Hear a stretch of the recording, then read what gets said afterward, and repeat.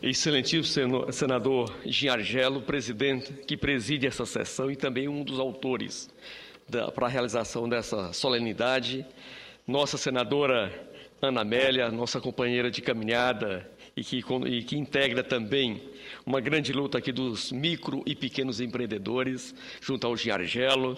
Dá um forte abraço no excelentíssimo senhor Afonso Roberto Carlos do Prado, que é nosso defensor público geral federal em exercício.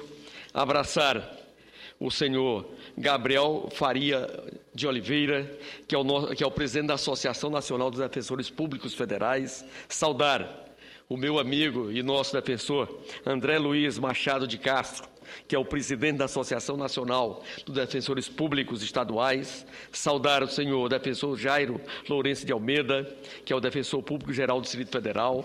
Saudar a senhora e a nossa amiga defensora pública Andréa Abrita Garzon, que é a defensora pública geral do Estado de Minas Gerais e presidenta do Conselho Nacional de Defensores Públicos Federais. Saudar as nossas defensoras, os nossos defensores aqui presentes e começar registrando de que a organização da Defensoria Pública é uma teimosia dos mais pobres, dos mais sofridos, que tem na gestão de cada um de vocês a guarida, o acolhimento e a certeza de que essa luta, que muitas vezes aparenta tão injusta e difícil, se torna realidade.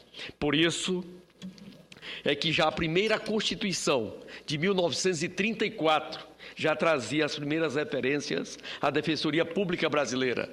E como todos nós sabemos, aquela Constituição é o resultado de uma grande luta brasileira da região Sul, representada hoje pela nossa senadora Ana Amélia, com a região Nordeste, que tinha como objetivo superar a chamada política café com leite, em que excluía amplos setores do Estado Nacional.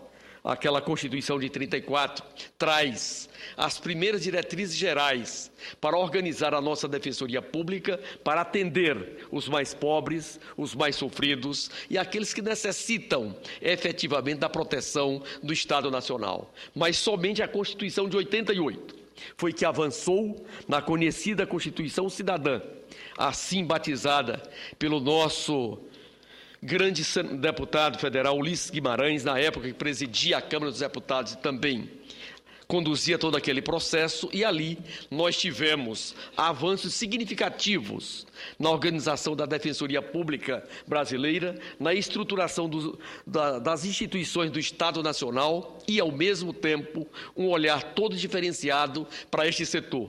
Mas quando nós passamos para analisar a peça inicial da Constituição de 88, algumas prerrogativas, algumas garantias em que foi dado ao Poder Judiciário, que foi assegurado ao Ministério Público, não havia sido assegurado aos defensores públicos. Entre esses, a autonomia administrativa, financeira e orçamentária. Exatamente por isso, nos anos seguintes, nos anos 90, nós tivemos aqui no Congresso Nacional uma grande batalha para alterar a Constituição brasileira, para dar à Defensoria Pública as mesmas prerrogativas que tem o Ministério Público brasileiro.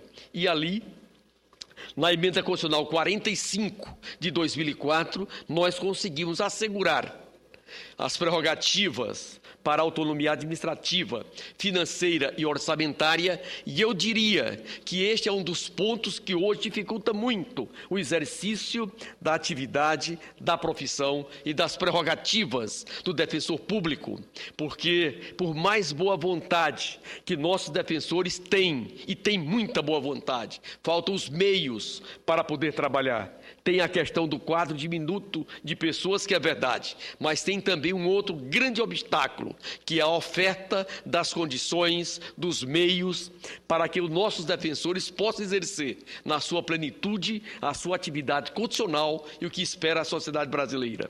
Eu conheço muito bem as deficiências na região Nordeste, em especial no nosso Ceará.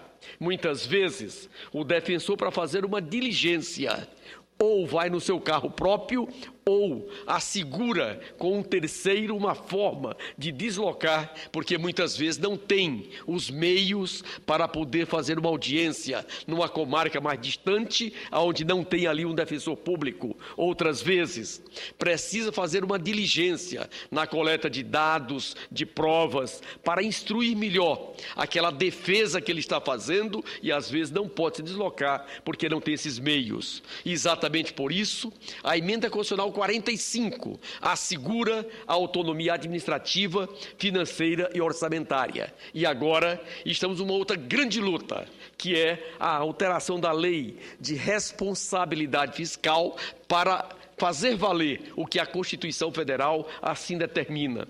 Eu sei do empenho do nosso senador Jean Argelo, da nossa senadora Ana Amélia, na sua aprovação em 2011 aqui no Senado Federal. Tivemos resistência por parte de algumas bancadas, por orientação de alguns governadores que não tinham compreendido a proposta. Em seguida, foi feito um trabalho fantástico por parte das entidades, por parte dos nossos defensores de cada estado, visitando cada um dos senadores e das senadoras, mostrando que o que ali nós estamos fazendo é exatamente aplicando na Lei de Responsabilidade Fiscal aquilo que a Constituição já assegura desde 2004, vinculando até 2% das receitas correntes líquidas, que parte desses recursos já estão destinados às nossas defensorias, e o comprometimento do Estado no que diz respeito à lei de responsabilidade fiscal, não tem alteração, porque o teto continua em 49% das receitas correntes líquidas. O que nós estamos fazendo é reservando, dentro dos 49%, 2% para a Defensoria, e isso fica livre para o Poder Executivo Estadual, os 47%, que pode também ser um pouco acima, já que a aplicação desses 2%, ele tem um escalonamento em até 5 anos. Esse projeto de lei encontra-se na Câmara Federal. Ele chegou ainda, como eu havia dito, em 2011 na Câmara Federal. As nossas entidades nacionais da Defensoria Pública fizeram um conjunto de mediações, de diálogo, conseguiram que todos os líderes partidários assinassem a urgência urgentíssima de tramitação naquela casa. Tivemos há 15 dias atrás, no Colégio de Líderes, o seu acolhimento e em seguida a sua aprovação no plenário da Câmara Federal, e esta matéria encontra-se na Comissão de Finanças e Tributação. O relator é o mineiro, em que a nossa Andréia conhece muito bem, já esteve visitando, e nós esperamos que por todo esse mês de maio a gente conclua essa votação na Comissão de Finanças e Tributação para ir a plenário. E no ano de 2013, nós começamos essa grande caminhada de recomposição do poder de custeio por parte das nossas defensorias. Não podemos esquecer também a Defensoria Pública do Governo Federal.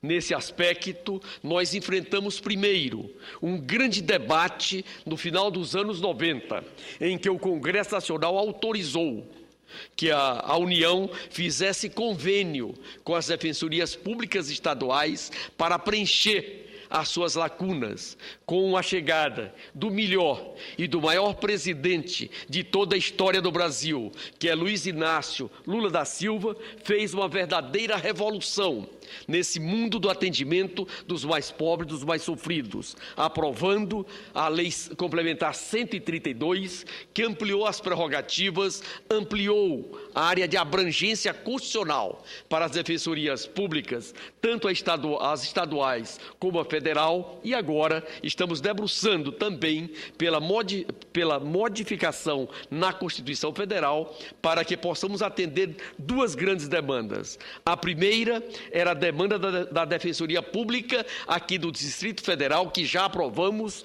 e a Emenda Constitucional 69 já em vigor, onde o Jean Argelo, por ser um dos senadores aqui de Brasília, foi um daqueles que mais batalhou no Senado Federal, ao lado da bancada do Distrito Federal, para que ela se pudesse tornar realidade, em que a Ana Amélia, este senador,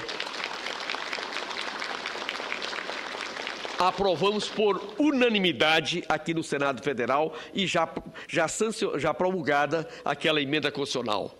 E temos a pendência dos defensores públicos federais também em tramitação na Câmara dos Deputados Federais, da alteração também da emenda constitucional, para que possamos ter as mesmas prerrogativas no que diz respeito ao custeio, à parte administrativa, financeira e orçamentária da Defensoria Pública da União. Portanto, são um conjunto de ações que andam juntas. De um lado, o aumento do efetivo que é necessário e, ao mesmo tempo, a ampliação das prerrogativas para que possamos atender a ampla maioria da sociedade brasileira que precisam das atividades da nossa Defensoria.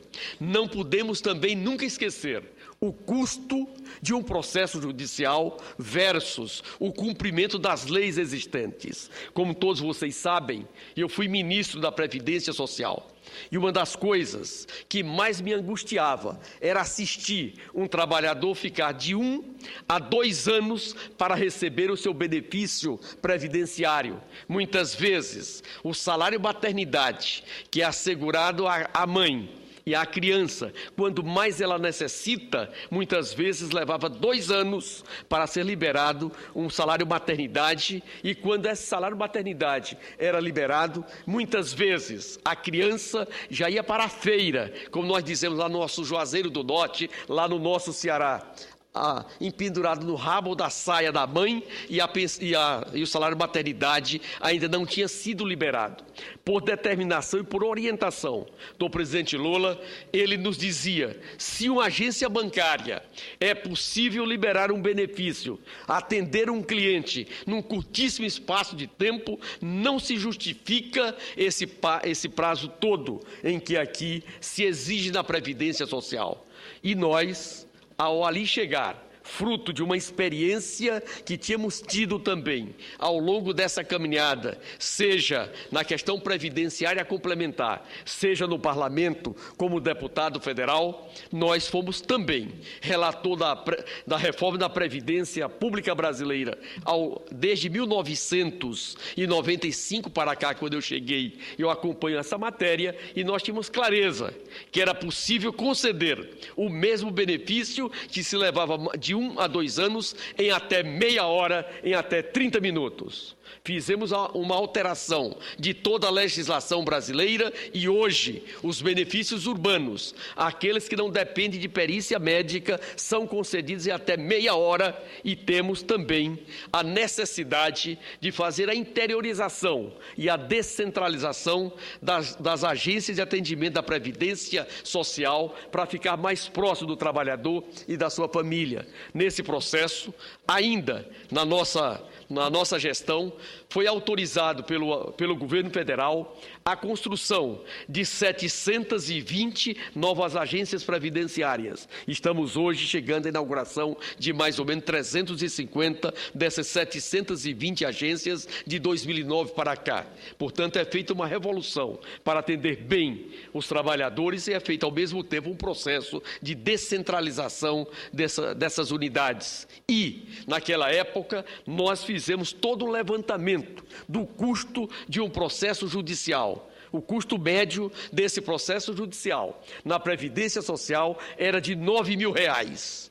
E o custo médio de indenização dos benefícios de uma ação previdenciária era de R$ 5.000. Portanto, sobre o aspecto da economia processual, sobre o aspecto de defesa dos interesses do Estado Nacional, era preferível ao Estado Nacional pagar todas as ações previdenciárias, porque ele teria uma economia de 40%, levando em consideração os custos do processo, e ao mesmo tempo atenderia no menor tempo possível esses benefícios. Em 2009, a Presidência da República autorizou o início de um forte processo de um mutirão nacional para a feitura de acordos previdenciários. Foram criados em cada Tribunal Regional Federal, um grupo de trabalho composto por membros do Ministério Público, do Poder Judiciário Federal, da Previdência Social e também com a participação da Defensoria Pública. E nesse processo nós passamos a fazer acordo em torno de 1.300.000 processos por ano. E esse processo se mantém desde 2009 e queremos zerar as ações previdenciárias, que é a maior demanda que nós temos na Justiça Federal. Por um lado, porque é nosso dever como legislador e como gestor, cumprir a legislação brasileira. Por outro lado, é uma grande economia para o Estado Nacional. Volto a dizer,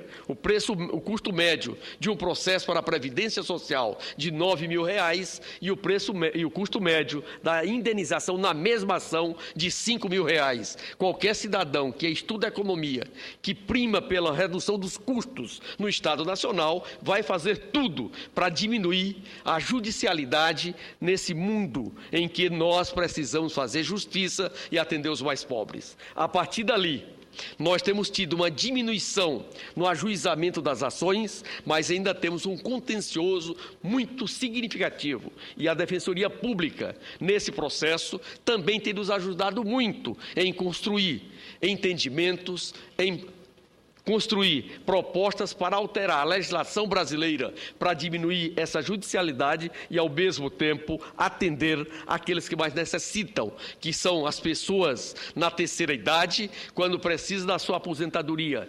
São as pessoas, as mulheres, quando ganham suas crianças, que necessitam do salário de maternidade. E são os trabalhadores que, quando adoecem, que precisam da licença saúde ou da licença maternidade ou da licença acidentária. E quando Deus nos leva, na hora mais sofrida para o dependente, vem a pensão. Por isso é que nós temos tido, na Defensoria Pública, esse grande parceiro para discutir as questões da população mais pobre, da população mais sofrida, sem esquecer de que, se não tiver os meios, por mais boa vontade que tem os defensores, que tem as entidades, esse atendimento vai ficar pela metade. Por isso, eu queria deixar como tarefa para nós, o Congresso Nacional, estamos trabalhando nesse sentido. De um lado, aprovar o projeto de lei que veio da Câmara, está aqui no Senado, que partilha com a Defensoria, com os procuradores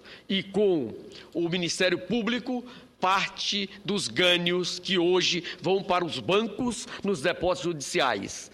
Parte desses ganhos passam aí para esse fundo comum de cada estado e esses recursos serão investidos na infraestrutura e na estrutura para esses 3 segmentos que fazem parte do ramo da proteção dos trabalhadores e das trabalhadoras brasileiros. E o outro é esse projeto de lei que está na Câmara Federal, que vincula até 2% dos recursos das receitas correntes líquidas para que nós possamos efetivamente ter os meios para que os defensores possam cumprir o seu dever constitucional, que é atender aqueles que necessitam. Por isso, nosso senador Jean Argelo, nossa senadora Ana Amélia, parabéns pela iniciativa e contem com este senador nessa caminhada. Muito obrigado.